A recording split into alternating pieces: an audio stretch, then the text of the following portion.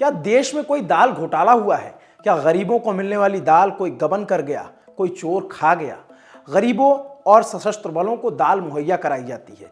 ये सवाल इसीलिए उठे हैं क्योंकि केंद्र सरकार साल 2018 से करीब 4600 करोड़ रुपए की दाल के लिए नीलामी कर चुकी है। लेकिन अब इसमें कथित रूप से धांधली की बात सामने आई है। बताया गया है कि इस धांधली में कुछ बड़े मिल मालिकों को फायदा हुआ है। केंद्र सरकार के तहत आने वाले राष्ट्रीय उत्पादकता परिषद की जांच में ये बात सामने आई। द रिपोर्टर्स कलेक्टिव की एक रिपोर्ट के मुताबिक पिछले साल 11 अक्टूबर को परिषद ने इन निष्कर्षों को पेश किया।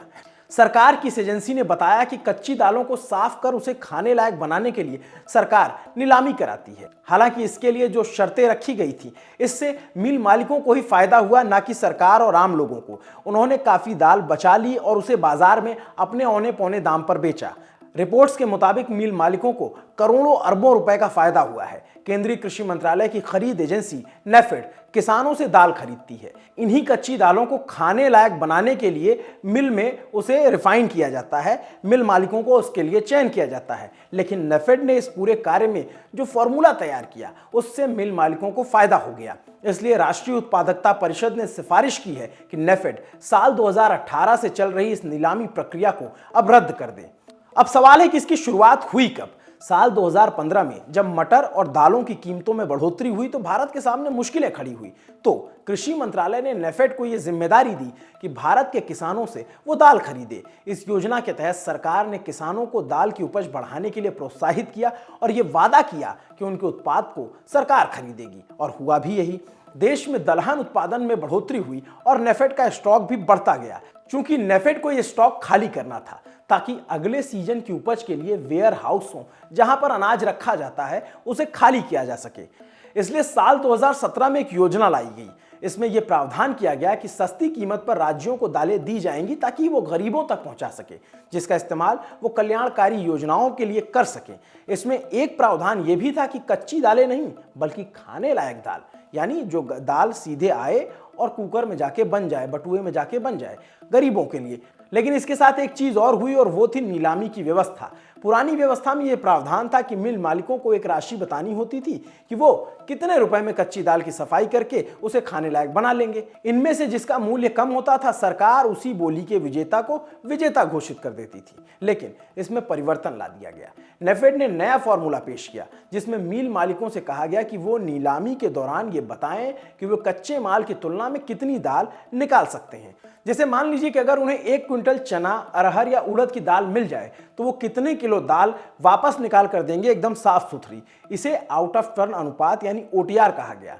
इस तरह से जो मिल मालिक सबसे ज्यादा ओटीआर देने की बात करता था, ठेका यानी कॉन्ट्रैक्ट उसे मिल जाता था, बोली में वो जीत जाता था। हालांकि इस पूरी प्रक्रिया में एक बड़ी समस्या ये थी कि न्यूनतम ओटीआर यानी कि फाइनल प्रोडक्ट कम से कम मात्रा में नहीं घोषित की जाती थी। इसका फायदा उठाकर मिल मालिकों ने गुटबंदी की और कम से कम ओटीआर पर बोली लगाने लग गए। इस तरह मिल मालिकों को अत्यधिक फायदा हुआ। न्यूनतम ओटीआर घोषित नहीं होने से हुआ ये कि अगर 100 किलो अरहर पर 80 किलो दाल निकल सकती है तो मिल मालिकों ने कहा कि भाई हम तो 70 किलो ही निकाल कर देंगे, और वो प्रस्ताव रखते थे और वो पास हो जाता था। इस तरीके से प्रति क्विंटल उन्हें करीब 10 किलो का फायदा होने लग गया, जिसे वो बाजार में बेचकर मुनाफा कमा लेते। अब सवाल यह है कि इस पर एजेंसी ने क्या कहा।